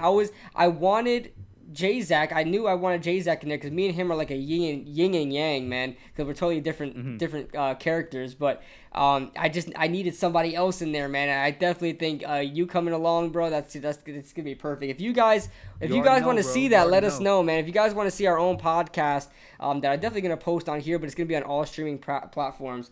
But the undrafted analyst is going to be coming back, man. It's going to be coming back, but It's making a comeback. yeah, making a That's comeback. actually how like I first discovered Kid Blue's channel was undrafted analyst, and then I really got involved with his call-in streams, which I'm also waiting for him to bring back. Call-in streams with Kid Blue were like really fun things. Right, right. I want to do another call in, but I want to dedicate like a whole like three or 3.5 hours to call in streams because I always feel bad for people that want to call in and they never get a chance. I believe the hub has been part of that one time too, where I had to shut down the stream and There's like a couple times, yeah. yeah. I want to be able to give everybody a chance. So I want to take a day where I have nothing to do and just freaking do that all day. But JSX says, I got dope internet and PC. I wouldn't mind running the stream on my PC, so it would be easier. Yeah, JSX, if you don't know, bro, I got a new computer, man. So I'm gonna be able to run everything. I'm not on it right now because I need a webcam. But once I get that up and running, we'll be all right. Um, Kid Blue give And Ligma I'm a not mod. sure. Wolves, you can do that Yeah. yourself. You're a mod. Give him a mod. I said I'm not gonna give people mods anymore because people were complaining that there were too many mods. I don't know what you guys want from Kevin, me. wait, can I thought YouTube took that away from mods? Like they took Oh, that they ability did? away. I could be wrong. I I'm pretty sure they took it away. I don't know anymore. Ah, The, man. the mod's gonna have to respond himself. But Kevin Cronin says, "How long have I been on YouTube? Just a little over a year. I started like March of last year." Yeah, man, and you're doing a fantastic job so far, man. As far as your Oh, production, bro, what's up? What's happening? Think you might say a sentence, Kid Blue, okay, you're because I'm not back. hearing Yeah, anything. you lagged a little bit, but you're back. Okay, I'm back. Yeah, you're good. You're good. Okay. Oh, because I was. All right. Bet. Oh man, LA Lou with the super chat. yeah, I think my stream is starting to act up a little bit. But LA Lou with the super chat. Thank you so much, LA Lou. I hope I don't ruin the super chat because it's dropping frames like crazy right now. I hope I don't ruin the super chat. Let me wait till I'm back in the green. I still hear you fine. I'm not sure. Okay, I still hear you fine, by the way. So that's like Skype right now is running fine for me. Yeah, I just dropped over 1,000 frames just now. Okay, yeah, people still see me and hear me. Okay, so let's read the super chat. Um, Darnay Holmes. He says Darnay Holmes will be a better pro than a college player. Darnay Holmes will be a better pro than a college player. He'll be significant in the pass defense. That's coming from someone who saw him at UCLA. I mean, the stream just, I think the stream just freaking killed it. No, never mind. But I completely agree, LA Lou. I completely agree. I think Darnay Holmes is another guy that can be another cornerstone of this defense as far as from the slot corner position. I really wish we drafted another outside corner just because of the whole DeAndre Baker situation. But as far as that goes, I we'll see what happens, man. We'll see what happens. But Darnay Holmes is I'm really like warming up to Darnay Holmes. I'm really excited for Darnay Holmes, and this is where I would not have a problem with somebody saying now I'm for sure overhyping a corner because he's completely unproven, right? Right. But I really am hyped for Holmes. He was considered the smartest guy in the entire NFL draft. He was also one of the fastest guys in the NFL draft, and he has good technique. And at UCLA, he was known for good cornerback play. Now, I really think he could move into that slot corner role and possibly even beat Julian Love out for it. Now, there's where, like I said, maybe I'll agree if somebody says I'm capping there because maybe that is a little bit cap. But I'm excited for Darnay Holmes. The more I look at him. Yeah, I like Darnay Holmes, and when I first made my okay, we're in the green now. We're in the green, so the stream should be back up and running. It was running for us, but they were able to hear us, but wasn't able to. We were lagging for them, but it's back up in the green now. I lost over 4,000 frames, and that's golly. Oh, we're back in the red again. Okay, but Jesus, anyway, that's crazy. yeah, I know. I don't know what happened there. I don't know. My computer is really good, but as far as Darnay Holmes goes, man, I'm warming up to him, man, because I watched him at first and I didn't like what I seen, but he is a fourth round prospect, and I just imagine him in the slot. I'm liking him a lot more, and especially what he did at the combine. He had a lot better hip movement in the combine than he did at UCLA, man. So I guess he really shaping up on that. Mm-hmm. Wolves is still asking. He basically said what I said about how they took away the ability for mods to give other mods. Oh yeah, I think so, man. I think You so. there? Yeah. You hear me? I bet it went in and out again. Yeah, I don't. Man, I'm dropping frames like I crazy. heard you, yeah. I dropped over 5,000 frames, 6,000 frames now. I don't know why. And now I don't hear you. I'm not sure if you're talking though. Yeah. It's sometimes it's just straight up internet connection. Yeah, but I don't understand why. But let's drop the bit rate a little. I mean, let's put it's up the bit rate a little bit. If you guys hear me, let me know. If you guys can hear me, chat, Yeah. let us know. While Kid Blue is trying to work out the bite rate, I'll act as though the chat is hearing me and address the chat. Um, Jay-Zach says he is excited for Darnay Holmes. He thinks he could be a very good slot cornerback. Doesn't mean he's going to be. I agree with you. I think he can be. I don't know if he's going to be, but that's why I'm excited for him. We got Sean Alexander. I love the Darnay Holmes pick. A lot of people right now gunning for Ligma to get that wrench. And King Andy saying Kenny Galladay is an underrated beast in next year's free agency. Such a good wide receiver, doesn't get credit for that he deserves. But I think the Lions are going to re-sign Kenny Galladay because of how good he is. Right. I love Kenny Galladay, and he was a Ligma says it's beast on good. fantasy, man. He was a beast on fantasy for me. Yeah, I'm You know still. who I would love still to here. get that Mhm. has a chance of Oh, what happened? No, you said what? I was like, you know who I would love to get, whether it's through free agency or off waivers if his team cuts him? I would love to get John Ross on this team. Oh, John I don't know Ross, man. if the Bengals are gonna yeah, I don't know if the Bengals are gonna cut him, but they did add a few wide receiver additions in the draft and whatnot. So maybe there's a chance, but I would love to see John Ross on this offense. Yeah, same here. And yeah, I don't. That would be actually be really interesting. I haven't even thought about that. I really haven't even thought about that. John Ross on the Giants, that speedster, man. And to have him with Darius Slayton, man, that would be insane. Mm-hmm. To have him with Darius Slayton, that would be insane. Exactly. John Ross on one side. Exactly. That's what I was saying, man. Like he's not a number one, but he's another really good, consistent outside receiver. Right. Slayton one side, Ross one side. That could be deadly. Right. I think we should be good now. I'm in the green. Let's hope and pray. But let's see. Sabrina says I can hear. Kevin says it's lagging, and we're back in the red. I think it's just gonna keep doing this, so I might have to end the stream, guys, because it just keeps doing this. It's going back in the green, but very slowly. Let's see. Now it's back in the green. As soon as I said that. As soon as I said that, it's back in the green. But I'm not sure why either. I mean, worst case scenario, like I said, you guys are used, or at least some of you are used to seeing just like the static picture and the voiceover podcast. Like worst comes to worst, we can do that. Right. Yeah. Matter of fact, I can just take this out hopefully and see how that works. Watch. Yeah, maybe just toss up the thumbnail. Or just toss up our logos or something and just leave it at that. Right. I'm probably gonna do and that, see if that helps. guys. I'm just gonna so we can keep the stream running. I'm just going to take off our cameras and then just put our things up. But and since you're gonna do that, I might as well cut off my camera on Skype too. I'm pretty sure that's gonna help out the internet as well. Okay. Sorry, guys. Didn't mean for that to happen. It's just that this is the old computer, and the new computer is here. I just gotta get the webcam for it. Then we'll start using that.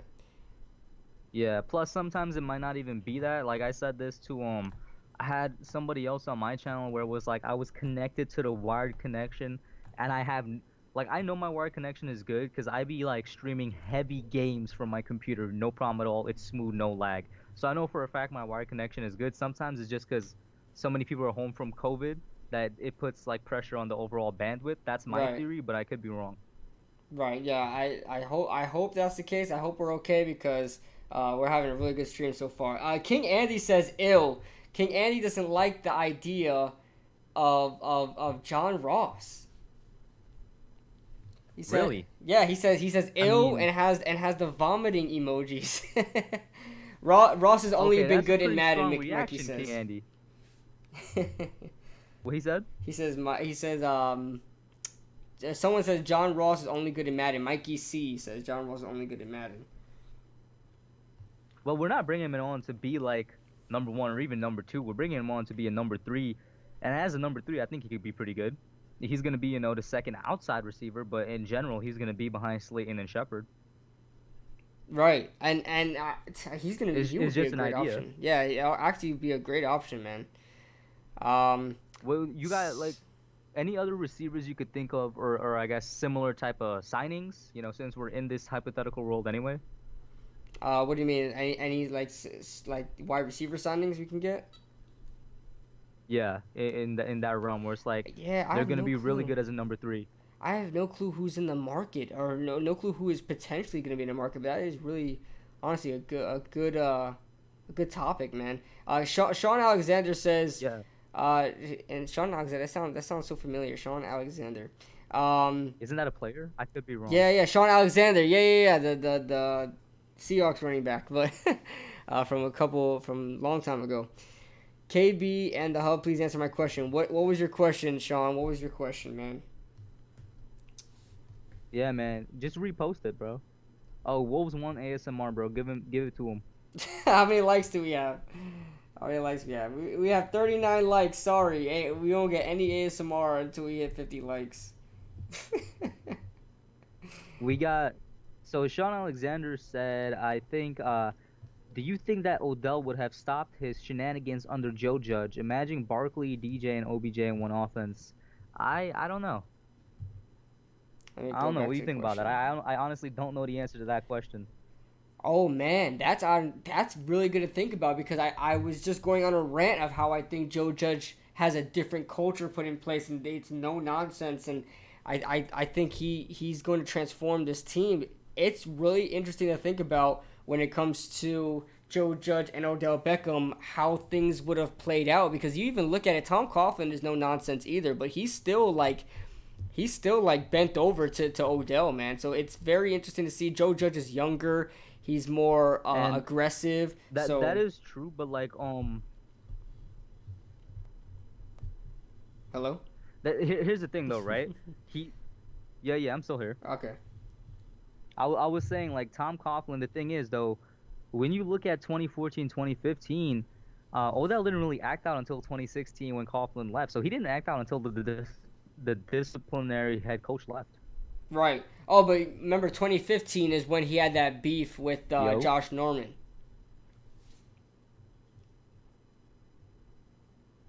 that is true. He had the Norman thing going on, but and maybe my mind is glazing over it. Other than the Norman situation, though, was there really anything else? Uh, no, not that I know of. I know the net happened later with Pat Shermer. but That was 20. No, that was Ben McAdoo. Yeah, The net. Bet McAdoo. But Joseph Clark with the $2 donation. Thank you so much for donating, bro. He says, watch Holmes' 2018 games, played 19 with an ankle injury. And that's a good point as well, because I like Darnay Holmes, and I had a couple of gripes about him with his, burst, and that's probably why. So I'll definitely watch his 2018 games. I'm excited about Darnay Holmes, man. I really the more I watch his film, the more I get excited, and I was even hyped up about the pick because I wanted Tyler Biotic. But I think Tyler Biotic went Yeah, in I the third wasn't even round. hyped But up about the pick because I wanted exactly. I wanted either a center or I wanted my boy Bradley and I was like, why Bradley did we Nye, take yep. another corner?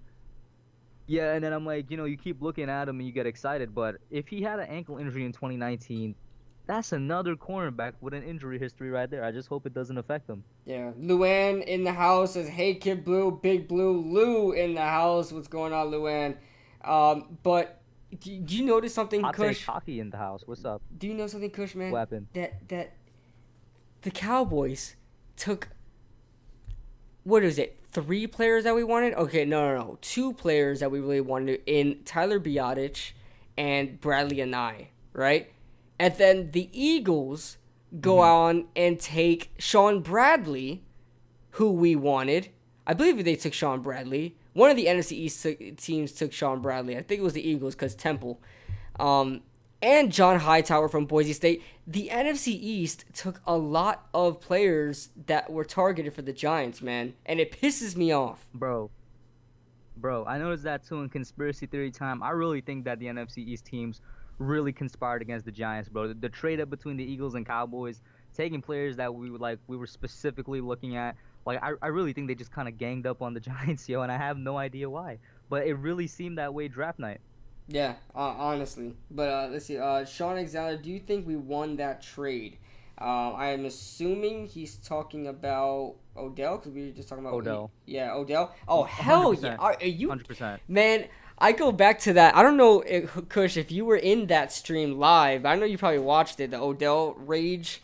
When I watched the replay. I wasn't in it live though, but I watched yeah, the replay. that video went viral, and I regret it to a degree, just because I have a totally different viewpoint on it now, and I was so upset about it. But looking back on it, golly, I was so happy about it, man. I'm beyond. I'm just beyond happy that the It didn't Giants even. Here's didn't the bend thing, over right? for him. hmm Here's the thing, right? People are looking back at it like a year later now and saying it was a success. We realized like a week later that it was probably a success. It doesn't take that much because Right. how often do number one wide receivers in today's league actually go for 2 first-round picks, which is what everybody wanted? hmm Not that often. And then of Right. course the trade just got better with age with the Stephon Diggs trade and then the big DeAndre Hopkins trade. So it's like without a doubt we got the first round pick. We got which turned into Dexter Lawrence. We got Jabril Peppers, a good strong safety, would potentially be better, but he's a good strong safety, good, definitely good enough to be a starter. We got like so many things out of that trade. It was like, and the Browns got Odell, who's probably not even going to be on the team for much longer. Right. Hello? Yeah, I'm still here. Okay, the call dropped for a second, but yeah, continue. You were saying? Oh, where did I cut off? Because I finished. So I'm assuming Okay. I might have been cut off. They probably heard you though. But Mike Nixon, thank you so much for the $5 donation, man. He says, I want Patrick Surtain, Jamar Chase, or Jalen Waddle. Okay, so 2 wide receivers or a cornerback. And Patrick Surtain is someone to look at because we don't know what the future holds for DeAndre Baker. Now, I think if we keep him, I don't think we go first round corner just because we have other needs like edge rusher, which I think should be the number one focus in the first round next year. But these guys are really intriguing. Like, Hub, do you know of Jamar Chase and Jalen Waddle and Patrick Surtain? Like, these guys are absolute monsters. Like, this draft is going to be insane next year. I know everybody says it every year, but this draft is going to be insane. I actually don't know about them because I don't watch college football that much, right? So like when I get into it is when draft season comes around. Then I start looking at tape, then I start looking at draft boards, and that's when I really get into it. So I actually, unfortunately, I don't know that much about them. You know how I know about Jamar Chase? I was watching Joe Burrow film, man. And because just like you, man, I don't watch too much college football. I'll tune in on championship games and playoff games, stuff like that. But this year, I really want to get into college football just because it's getting more interesting for me. But Jamar Chase just was jumping out the screen every single time Joe Burrow threw to him, man. I was like, yes, Joe Burrow had a great throw there, but Jamar Chase made that throw, man. You have to watch this guy, man. He is a perfect wide receiver for the NFL. He's perfect. He catches everything. But he's out of LSU. I have an idea, bro. What's that? I have an idea. Let me end this Skype call real quick, and then I'm gonna call you back on my desktop, since that's like the better PC, and we'll see if that works out better, because I'm still getting a bit of lag. Okay. So I'm just gonna start the call back in like, it's probably gonna take like a minute or two at most. I will be back, guys. All right. Well, it's just you and me now, partner. Let's look at the chat here. I'll probably put my face cam on. Do you guys want to see my beautiful face? Or is that just not a thing? You guys don't want to see my beautiful face? But I'm waiting for Hub to come back, Kush to come back. I wonder what our picks are going to look like next year. King Andy, I hope they're in at least the teens, brother. I hope they're in the teens, but I'm definitely looking at that too. 2 underrated video makers. What's up, gentlemen? Gangrene David. That's an underrated video maker right there. Gangrene David, thank you so much for joining the stream, man. Kush is calling back, so let's see what's going on here.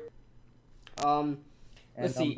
If not, Chase will be a beast, better than any wide receiver in this past draft. Yeah. Wait. If not Chase, I think you mean who will be a better receiver. Then I don't know. Alwyn. I don't know too much about the receivers yet. KB, you can hear me, right? Yeah, I can hear you, man. Bet. This should be a lot better. Okay, cool. All right. Jamar Chase is the next Odell. Yeah, Jamar Chase is going to be a monster, and LSU can really produce wide receivers, man. I'll tell you that much. But Sean Alexander says, I got to go, LSU has KB. been the wide receiver factory. Yeah, for sure, man. Jarvis Landry, DJ Chark, Odell Beckham, Jamar Chase in a year, but yeah, a lot of receivers coming out of LSU. Sean Alexander says, I gotta go, KB, but love your stream, man. I appreciate that, Sean Alexander. Hopefully we catch you in the next stream every Tuesday. Every other Tuesday on my channel, but every Tuesday between me and the Hubs channel. Mm-hmm. And Sean, you had some great questions tonight, man. Thank you for tuning in. We got Mm-hmm. Ligma saying, Hub, can you lock me a spot in the fantasy league? I've been asking for this the longest. I'm assuming he's talking about your fantasy league because I don't have a fantasy league. Yeah, he wants a spot, but I told him that the members automatically get, a spot in a fantasy league. I might, if I get enough members by the time if I get enough members by the time I do the fantasy league, I may just do a fantasy league with just members and myself included, and then you guys will have, I'll do another league where you guys will be involved as well. How many members do you have right now? I think I'm at 5. So including myself, So, that I makes it mean, to run 6. like a pretty. Yeah, so maybe you actually, to have like a good sized fantasy league, you just need like probably like 3 more guys. Yeah. Mm-hmm. So that's what I'll So do. you I'll guys have a heard it members here, man. only one. You better get. Mm-hmm. You guys better join the membership right now. He just needs 3 more people. Exactly. You guys, if you guys want to join the membership, you'll have a spot automatically on the members only, members only draft, members only fantasy draft. Let's see. And by the way, I'm gonna like no matter which league I'm gonna be in, I'm going to beat Kid Blue in that one also. I mean, I'm pretty sure last year I beat him head to head. What Well, was your last year it record was last like year, a man? 20 Well, listen, member fence. listen. My ESPN, the It league was we too were in big. last It year. was just too big. Our league last year, yeah, it was 20 It- teams. I regret it, man. I shouldn't have done it, but I was trying to add everybody as much as I could without making too many leagues. I regret it, but I'll tell you right now, Kush, I got the hang of it. Like I was starting like, bro, I was starting like not even bench players, bro, like special teamers. But I started off, I think 0-5, and I was like, damn, I suck at this.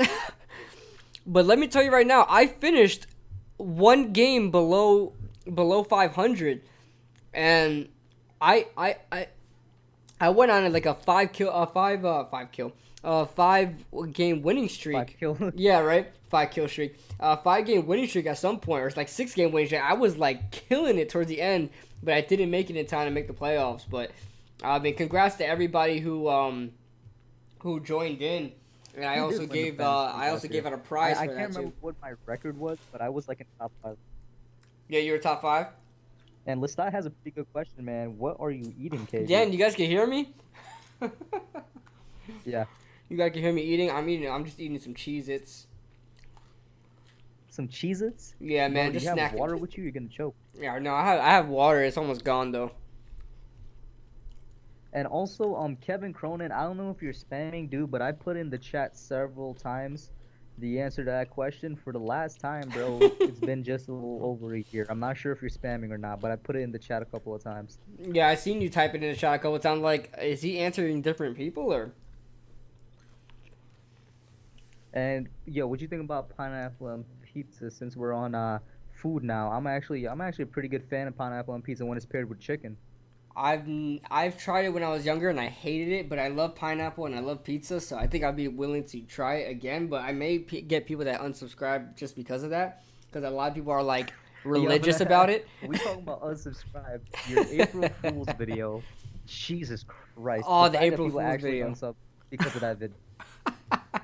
Oh yes, dude! I lost like 30 subscribers. No joke, I lost 30 subscribers for saying that I'm done with YouTube. I don't know if I regret it because I bamboozled everybody, but I that was funny. That was hilarious how people took that so serious. Nah, And I would not you know what it regret is? bro. That's just You know what it is? People What? unsubscribe because I said I'm going to be an Eagles fan. And I had a bunch of people say, "You traitor. I knew you were a fake." I'm like, damn, the real feelings are coming out. what? Bro, you should have posted a follow-up video. Be like, wait, what do you mean you knew I was a fake fan? Hold on. You Yeah. don't need to explain yourself now. But we have a Like, what does that $2. even mean? Whoa, I don't know what the NZ currency is, but I think that's New New Zealand. Zealand. New Zealand. Yeah, New Zealand. Well, thank you so much, Harrison Jolly, for the New Zealand $2. He says, LVD, I don't know what LVD means, maybe you know, but he says, watching back, loved watching back the second pick McCoy trade vid. Yeah, that's getting, that, as you guys know, I don't know if you know, Kush, that is my, my highest viewed video on my channel. It has about 48,000 views, but That was when the rumors back in What the I day before what vid we. is what's like the full what was like oh my bad. What was like the full title of that vid? It was. You can go on my channel. It's under popular uploads. Bet I'm about to It's check right right. now. If you keep scrolling down my channel, it's going to put under popular uploads. Basically, I formed up the question. It was. I was addressing the rumor. I was addressing the rumor that came out that the Giants are willing to give up. No, Oh, they're willing LaShawn to McCoy. gain. Yeah, they're willing to gain like a first round pick. Or no, willing to give up a first round pick or something like that. For LaShawn McCoy. No. They were gaining two first round picks plus Here's the LaShawn title. McCoy for the second overall pick. Yeah, it's like the Giants trade second overall pick to the Bills for LaShawn McCoy and picks question mark. So the way it was titled made it seem like it actually happened. Exactly. So that video blew up, and I was like, "Damn, this is just a rumor video." I'm like, but people thought that I was having some breaking news, and I was saying LaShawn McCoy got traded to the. And that's the power of your titling. If for any up and coming YouTubers out there, that's the power of your titling, man. You gotta title your videos the right way. But I did not mean it. I ain't gonna lie to you. Uh-huh. I've done titles like that before, but like I kind of feel bad because sometimes I'm like, is this considered clickbait?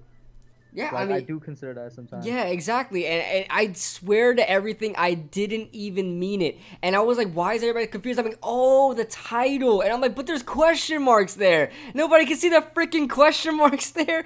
I had to say that to the majority of the people in that video. But yeah, I've been getting a lot of people commenting on that video, a lot of subs, like a couple of main subs, main supporters here that are probably in here in this chat that have been commenting on that video recently, because it's for some reason YouTube is giving that to their putting that in their algorithm, putting that in their feeds. It's hitting the algorithm for whatever reason, even though that video is like almost 3 years old. Yeah, I've seen it in my recommendations for some reason on my personal account. I have no idea why. Wow, I don't know why it's hitting the algorithm now. It's kind of like 2 years too late, but but hey, I'll take it. Ligma says KB will not give me his fantasy league because he's scared of me. Ligma, shut up. You're light work. Ligma, he cannot be scared of you until you make a hype video. Hype video coming soon for the Madden thing, by the way. Yup, I'm gonna be making a hype video soon. Hub's working on it too. Until you make a hype video, Kid Blue is not threatened. So yeah. I gotta make this hype video. I gotta see what I'm working with here. AJ Marshall says, "Who's your favorite college football team?" Directed to both me and the Hub. Well, Hub, do you have a favorite football team? I don't watch college football. Right. Yeah, that's like I said earlier. I don't watch college football like that. Like I only look at it towards draft season when I need to do my research. If I was to pick one, I don't know. Does Syracuse still have a team? I'll just go with my home team since I'm in New York. If Syracuse still has a team, I'll roll with those guys, I guess. Gotcha. Yeah. A lot of people go with their home team all the time, and I've moved in different states a lot, so I don't really. I call New York my home definitely because I've spent the most time there, but I don't like the New York teams, so I chose Boise State. It's out of nowhere, but Syracuse is terrible. Yeah, it's out of nowhere, but I chose Boise State. This goes back to a couple of years ago when I was watching college football, and it was a championship game, and Boise State was playing, and they had that blue field, and I never forgot them because of that blue field, and I just kept watching their games. I love that blue field that they had, and I don't know, I just kept following them, and now I'm a Boise State fan. But yeah, Mike Nixon with the $5 super chat, and I hope we're not lagging here. You did say it was the blue field. Huh? Hello? Yeah, I'm still here. Okay. Everything's good here. Yeah, you just put on your camera for some reason. I put on my camera? Yeah, that's probably why I started lagging. I don't know, but I could see you. Oh, okay. Oh, that's why. Okay, let me just take it off then. Well, all right. So Mike Nixon with the $5 super chat. Sorry about that, guys. This computer does everything by itself. $5 super chat. He says that's because you made a trade with me. Reason you started winning. I think I gave you Diggs. You gave me a starting quarterback. Yeah, no. I gave you Diggs, Mike Nixon, and I regretted it to this day. I regretted it. You gave me Kenny Golladay, which was great, right? Now, I think that was a great trade.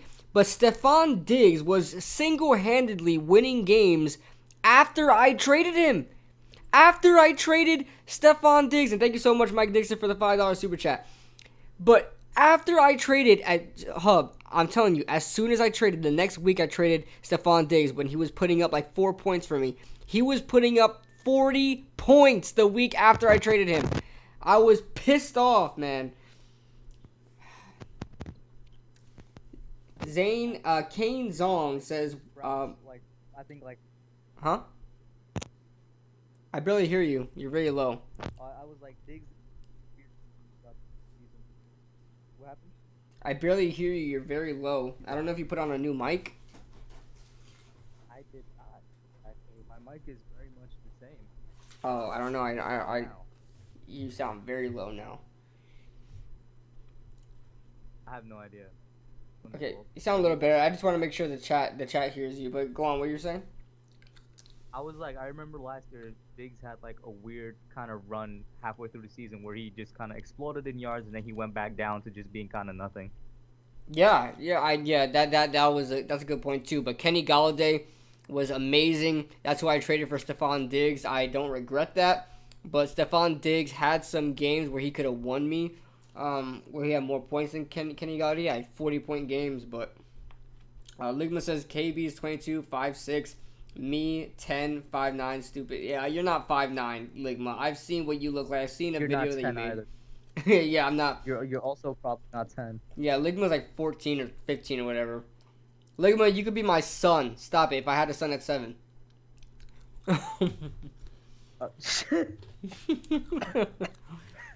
Jesus Christ, bro. Oh my God. Mans was out here wilding at the age of 7. Hey, man. Absolutely wilding. Hey, man, got that charm. Got that charm.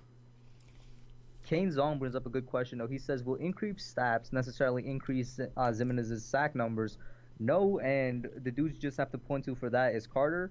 Carter played like 75% of his snaps his rookie year on special teams.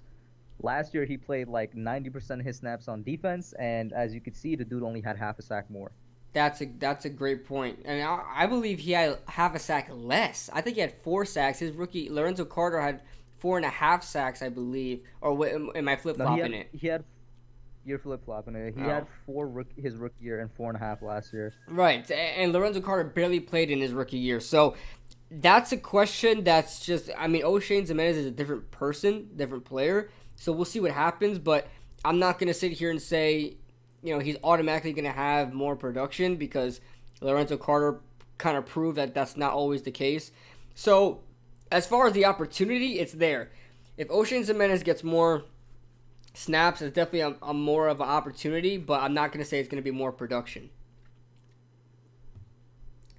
Let's see. Mike Nixon with another with these super chats, man. Yeah, Mike Nixon with another super chat. Everybody that donates, you guys are just so. I mean, everybody in here is so much appreciated. But people that donate, man, I can't get it out of my head that you guys are giving this channel support. That you guys want to support this channel. I can't believe it. You guys are so generous, man. Thank you guys so much. But Mike Nixon says that's right, haha. I swear I got a quarterback from you. Yeah, I gave you Aaron Rodgers. No, yeah, I think I gave you Aaron Rodgers. Did I? And I took Kirk Cousins. I got Kirk Cousins from somebody, and I gave you Aaron Rodgers. So you're welcome.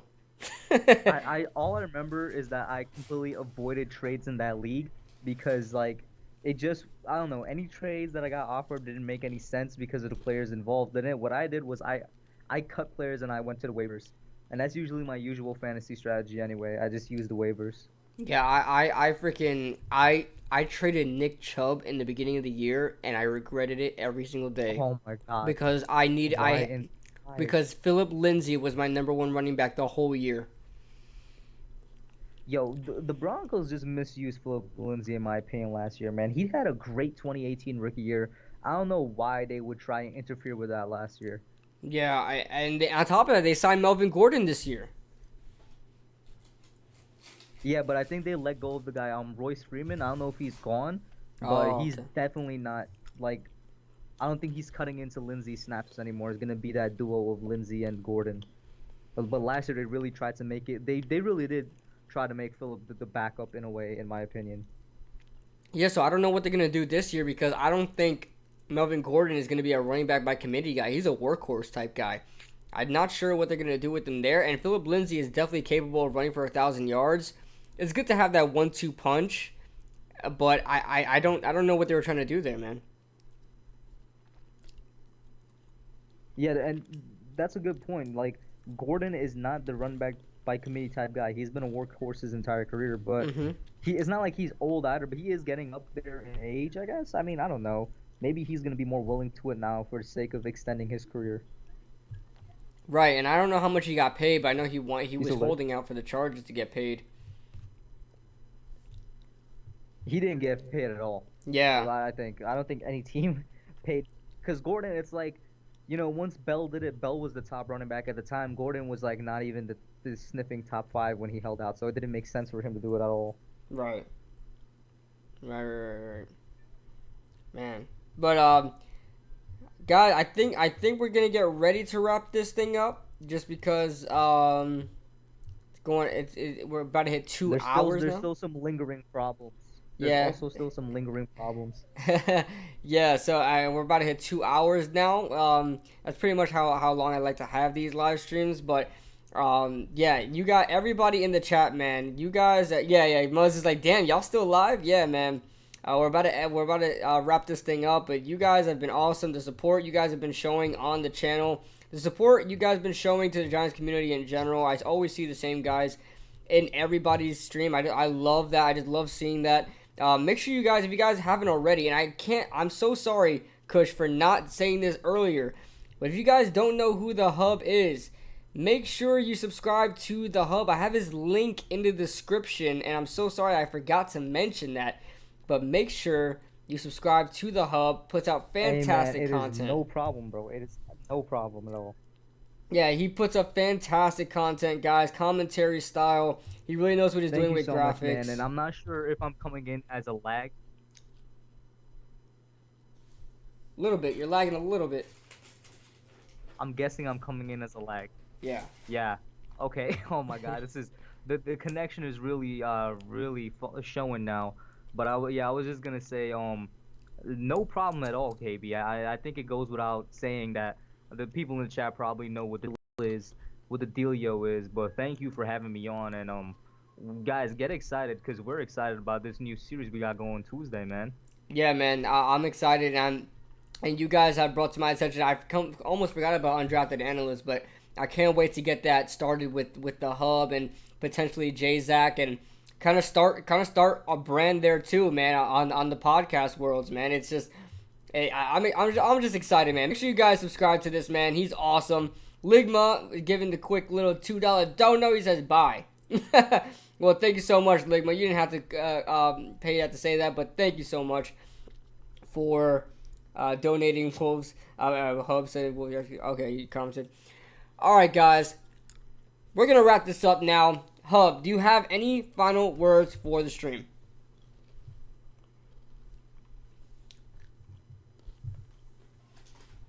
Well, if I'm not lagging, my final thoughts would be thank you all for tuning in. As KB said, this is gonna be a mainstay now. We're gonna try and do this every Tuesday.